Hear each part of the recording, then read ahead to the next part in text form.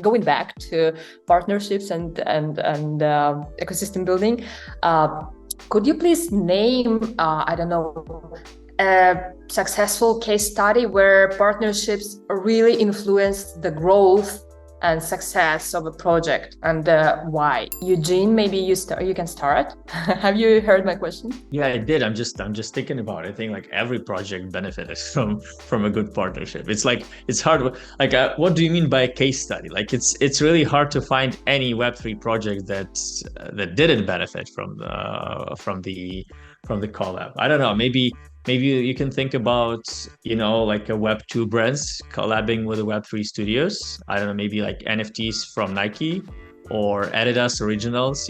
They probably, the thing is, this is like probably not a typical Web3 study, but I think it's very showing in terms of, so Web2 brand coming into Web3, they know nothing about this space, and they basically partner with someone like Yuga Labs or Polygon and someone. Okay, guys, you do all the tech stuff. Obviously, we'll bring the brand that will bring a lot of people, but at the same time, we have no idea how to mint NFTs.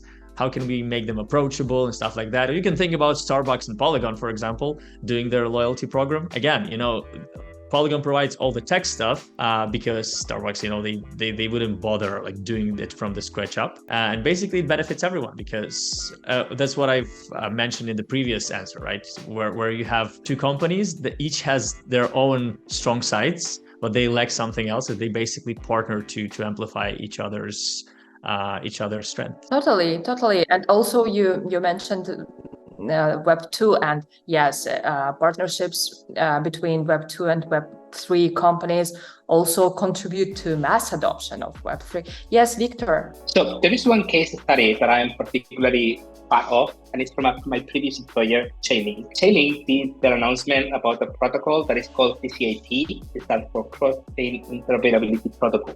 Nobody cared about that. They made the announcement on October 2023. Nothing during 2022. No news on 2023. And then suddenly in July, they make a big announcement. And a lot of people were like, it took 2 years for you to just release it. But then shortly after, they make a very big announcement with a partnership with Swift, the banking protocol. And Swift is something very important. And this partnership was very interesting because now a lot of institutional investors were like, okay, what is this Chainlink? What is this blockchain? If Swift is paying attention to this, maybe this is something we also need to take a look. And then you have JP Morgan, now you have HSBC, now you have Santander, you have all the big banks which are working with Swift, interested on this CCIP thingy from Chainlink. So in terms of partnership, this really benefits both worlds because you have Swift, which is supposed to be very, old-fashioned dinosaur way of doing things, leveraging the latest and greatest technology in the blockchain space. And then Chainlink, which is very well known in all the Ethereum space, working together with this institutional and financial big player. And then suddenly it was in Bloomberg, it was in Yahoo Finance, it was pretty much everywhere. And the world knew about this Chainlink, that Swift thingy. And then the people was like, okay, are they simplifying something? The announcement was not very critical in terms of technology, but the impact was massive. So if you refer to case study and going back to Eugene's point, this is not really a case study, but it's a very good example on how a good partnership, if done properly, can have a huge impact in Web2, Web3, financial, pretty much everywhere. All right. Thank you, Victor. And Andrea, can you share an example of a recent partnership in this space that you believe was particularly effective? Yeah, I was thinking of a particular case. I was thinking between Web3 and Web2, and I can say one of the projects that we have invested in, as Eugene was saying, like making that partnership with companies that already have many clients or a much bigger audience is always good to partner up with Web3 projects because you have the technology and they have the people in order to grow your projects. So one of our Web3 studio games that we have here in BANC, they were doing a partnership with Burger King, where the burger shops that they're going to have in the video game, they're going to be little Burger Kings. And it's not much of a paying for Burger King to do this or to give a little money to promote the project, but it helps both. They are capable of joining the Web3 revolution or joining the Web3 projects. And this way, the studio video game is able to captivate and get clients that Burger King has already been building throughout the years. So any partnership that can arise between two projects is always going to help both of them, because one of them is going to have a pain, the other one is going to have another one, and both of them are going to have the solution for each other's pains. So that's the best you can do to grow your project. Do as many partnerships as you can and try to find the one that is going to be the most beneficial for you and for them. All right, thank you. Yes, Eugene, go ahead. Yes, so just as we're on this point, that's actually one of the things that we sometimes tell the projects when we see that they have a use case in the Web 2. We tell them, go and find a good partner that has a lot of users and then that can use your technology. And you don't need to tell that it's blockchain. You don't need to tell that it's Web3. Sometimes you can integrate what you're building into their platform and you will immediately get 100,000 users. So go and find a partner. And there are many, many solutions, because a lot of people, they're building in Web3 and they're targeting like us, like degens, like crypto people and all the people that only in crypto. But it's a very, very tiny minority of people. There's not a lot of people and to serve. And the market is really, really small. So there's just, like a sideline that, if your solution is something that can serve a much wider audience, think how you can adapt it to the web. Thank you. Nelson, please, can you share your opinion? Sure. It definitely plays a very significant role in how a narrative develops for your ecosystem or for your project, your company. If you partner with the right companies, I think for me, it's been difficult to come up with a specific case study, because I think the best partnerships themselves almost become part of the narrative itself. I almost forget that they were really instrumental in terms of the narrative building. I think a big issue in the space is that, like a Polygon had a lot of large partnerships with Starbucks, with a few other major brands. And a lot of these partnerships I've noticed are much more PR publicity stunts as opposed to real use cases. And so usually, let's say if you partner with like a Starbucks, it's going to take time for the audience to embrace the new technology and to be really widely used and for there to potentially be trading. And so I think for ecosystems, they're very eager to get as much PR play out of these partnerships, especially with large brands. But I think if anything, it should not be so hyped up. And if anything, the focus should actually be on, okay, we had a partnership with Starbucks. How do we maximize the value that we're giving Starbucks as well as the Starbucks users? Because when you provide a lot of hype, it might help the token price temporarily, but now it's like everybody has such massive expectations about where this partnership is going to go and how it's going to work out, where you really haven't been able to show as much as maybe you wanted.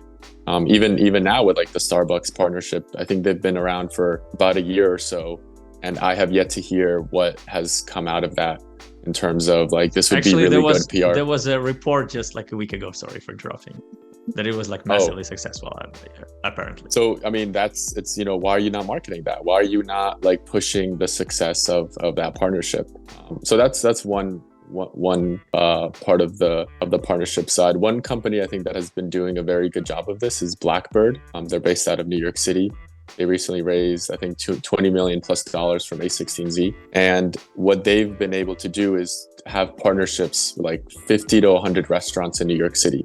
So they're actually working with local restaurants, local businesses to provide their users with an experience in the restaurant scene. So loyalty, reward programs within the restaurants. They haven't really made it that public besides the fundraise, but I've talked to a lot of projects in New York specifically, and they're all very eager to partner with Blackbird because they want to tap into these restaurants. They want to tap into the value that comes from these restaurants.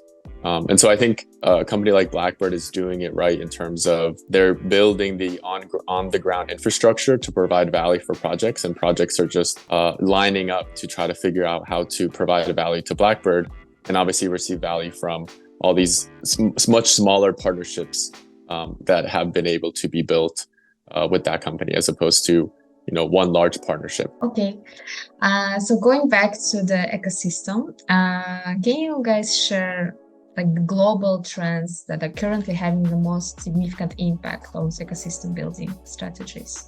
Victor, let's start with you. What do you mean with these global trends? Give me an example of what the trends.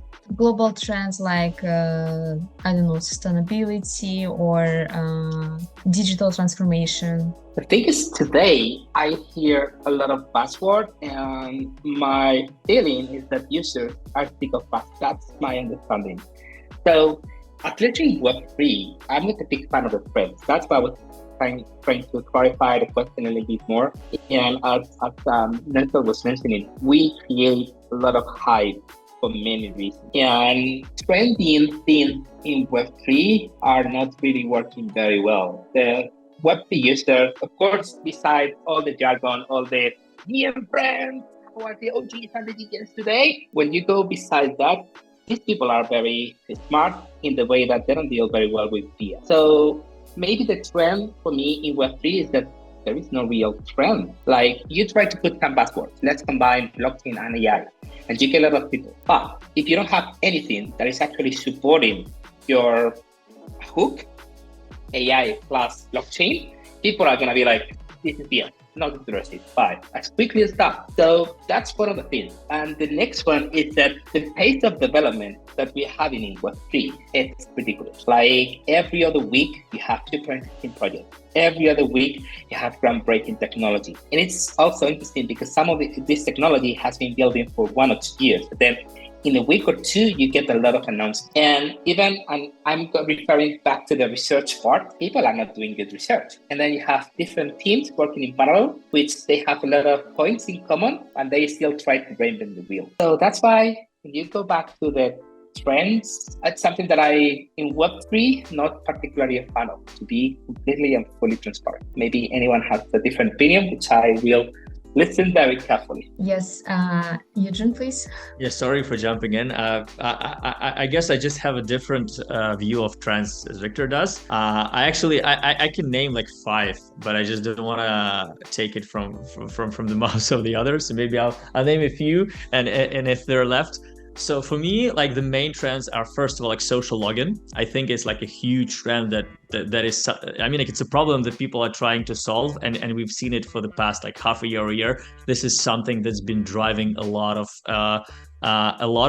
ecosystem building, because like Binance is financing a lot of the startups that are trying to solve this problem, because like it is a big problem. Like, if you want to onboard a lot of people, you want to make the onboarding into crypto as easy as possible, and it's still not like MetaMask is still like, it doesn't survive like ask your mom to create a wallet test. And this is what it needs to do for the adoption. Your mom should just be able to go and create a wallet. The other trend I would say is interoperability. That's something that's been, again, like, we have so many chains and they're still like so dispersed. Like, if you want to try, we have 1 inch, you can do like whatever conversion. I tried staking on 1 inch, and it, like, the commission was $150 for one transaction. So it's still not solved, but I think it is a trend that is there. We have more and more projects. And the other one I would say is like a trend in terms of like regulatory compliance.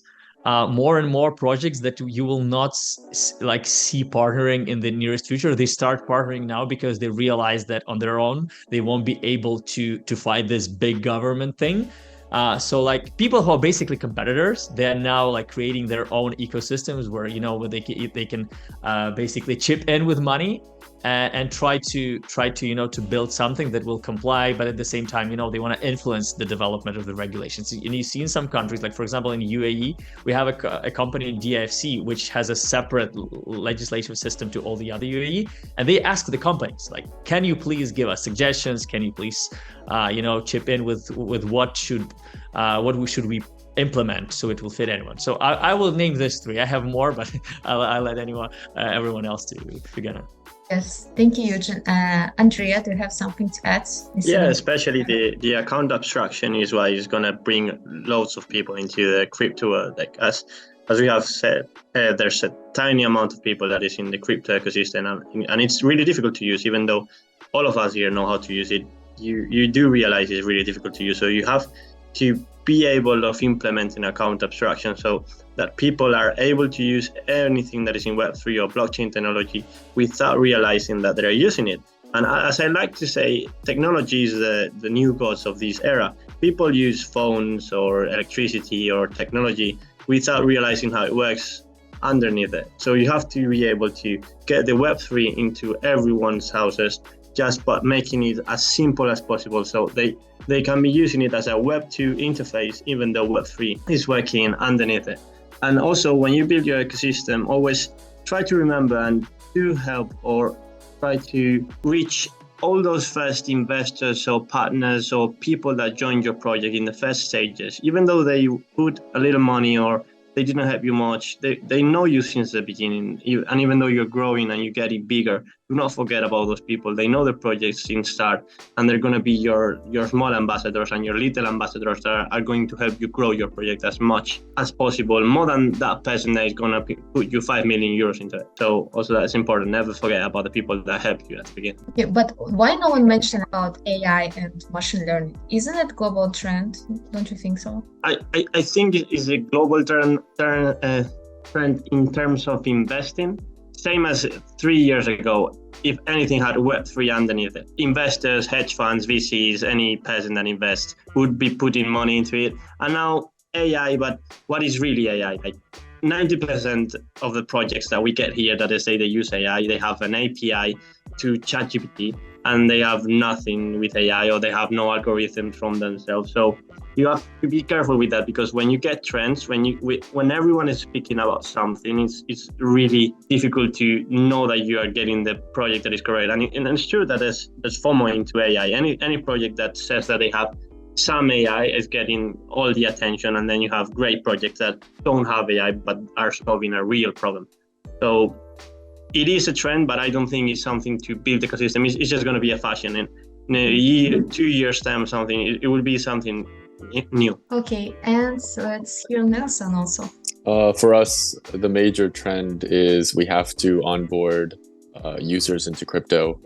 There's been just too much focus on speculation, and so the way that we see it with supporting a lot of the projects and ecosystems in the space is how are you going to onboard millions of users? It's, what are the products that you're supporting? What are the companies that you're backing? The grants that you're giving out?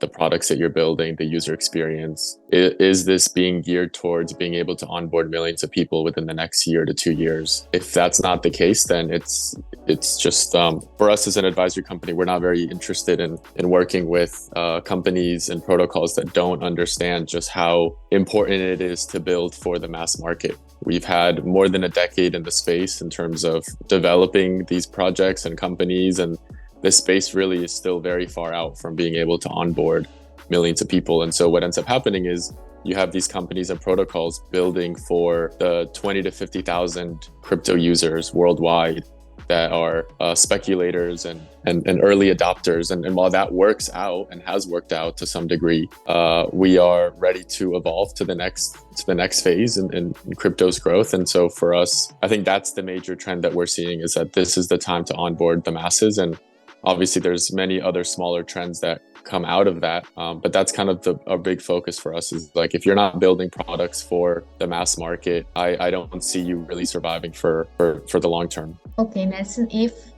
does anyone have something to add? If not, I'm gonna ask last question for you guys for today. So to sum up everything, how do you see the landscape of partnerships and ecosystem building in the future? And yeah, let's start with Victor. I think it's looking promising. I think that right now in the bear market, most of the companies are very focused on building. I think that most of the funders, they really are starting to understand that they cannot work alone. And I think that the whole partnership ecosystem world is picking up in every blockchain, no matter which one we're talking. And not only the blockchains, but also layer 2, that, and so on and so forth. So when we talk about the climate abstraction before, there were different projects today that they are trying to do is, okay, let's try to, use your email address in order to create your virtual wallet, and then we will attach your NFTs to this virtual wallet so for you to be transparent. This is another example of partnerships that are working. It's also true that some Web2 companies are a little bit hesitant to be attached to Web3 because, as many people mentioned during today, Web3 sometimes is associated with speculation, with Ponzi's schemes, and so on and so forth. But the reality is that more and more people are realizing that Web3 is a technology that is here for good, and therefore we are building on top of this technology. And I would anticipate a lot of partnerships. I also anticipate a lot of hype, as Nelson mentioned before, with the Polygon and Starbucks announcement.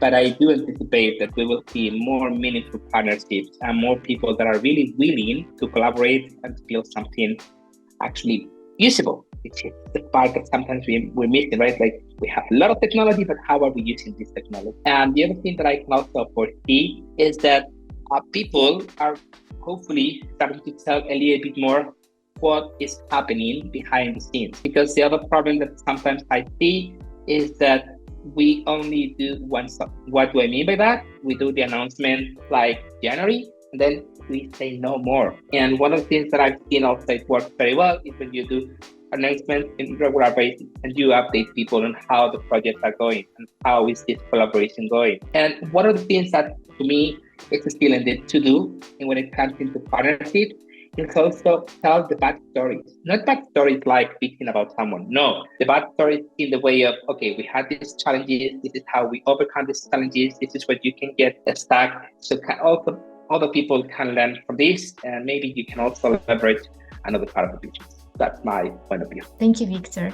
Eugene? Yes, so I mean, like, I completely agree with Victor. I think we should expect more and more partnerships. First of all, because crypto is becoming more mainstream. So I expect more and more partnerships with mainstream brands. That's just natural and it's happening already. But I think, more and more, like, the more crypto becomes compliant, the less afraid mainstream brand to partner with someone, because I think that was their main fear, that they were always afraid, like you have all the stars that endorse some of kind of NFTs, and then you have Shaquille O'Neal running away from the lawyers trying to subpoena him. So like now the companies, I think they solved this problem, so we can expect that. Also, I expect more partnerships in terms of like basic infrastructure projects, because again, like if we touch on the topic of interoperability, we have Cosmos, trying to connect all the chains. You have a layer 2s for all the bigger chains, like BNB endorses the layer 2 chains built on it. Then you have EOS ecosystem with all of its chain, which is actually huge. Like Wax is still like responsible for half of all the transactions. Now you can run Ethereum smart contracts there, and it's like very natural that all of this ecosystem, they will be like getting to more and more like tightly together, and they will have to like to be partners to build something bigger, to build something more important, and something that will influence like the general infrastructure of internet more. All right, Andrea, last words. Yeah, I think partnerships are going to keep growing, especially in the Web3 world. Is something that is way bigger than in Web2. Like, people are more willing to help each other and do partnerships and do share ideas or do share technology. So I think it's something that is gonna grow bigger. But one thing that I want to add, and it's getting worse, I think, every year or any time since COVID and so on, all the working from home and all the different, there's many conferences and so on that are also through the internet. You also have to get to know the people you are partnering with in person. You have to get time, even though if you are from different parts of the world or from different sides of the country, you have to try to get and connect, maybe just for 1 or 2 days in a place, and enjoy some time together, because that's the way you're gonna have confidence and you're gonna know the person you are partnering with and you are working with for the next year. So I also think that's something that needs to be worked on. And when you meet people, and also try to go to events or conferences, even though you think they're not gonna help you, you might find a partnership over there or a person that is gonna help you, even though the topic was not related to you, but because there's people from all the ecosystem in those Web3 places. Yeah, getting drunk together is still the best way to forge the good partnership, right? It is, definitely. Thank you, Andrea. That's why that Eugene. And last but not least, Nelson. I think the last bull market helped to show a lot of brands, a lot of companies stepped up to the plate. Traditional companies, traditional brands stepped up to the plate and really tried out what it means to embrace Web3 to some degree. And a lot of them were extremely successful in terms of sales, royalty fees. Like, overall, I think it was a great success in terms of a lot of these brands really we're able to see that there is something here, especially when it comes to just building relationships with customers and getting new customers and just creating new experiences with the customer. And so I think that's going to continue to happen, whether Web3 has a good reputation at the moment or not.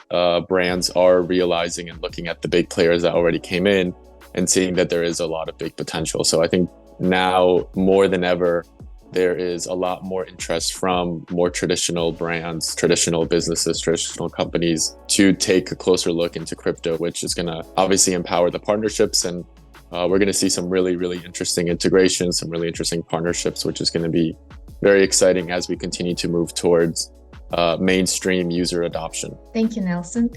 Thank you guys for this useful, helpful, amazing discussion. I hope you also enjoy it. And I hope our audience also enjoy it. And if you want to connect with our speakers, you can find their contact information in the video description on YouTube when it will be uploaded. And yeah, thank you so much. Have a nice morning, day, evening, whenever you are. Thank you so much. Nice. Thank you. Thank you. Also, our listeners, Boyan, which is a founder of a DeFi project. It also was Arif. He's also a founder. I met him once at the conference. He's trying to save like some kind of tigers, something like that, and he just left. And another guy, I don't know him personally, but I understood that he's also a founder. That's great that people come to listen, and also hope our listeners online after today when the video is released will also enjoy that. Thank you so much, guys, again. Have a great rest of your day. Thank you. Bye. Thank you.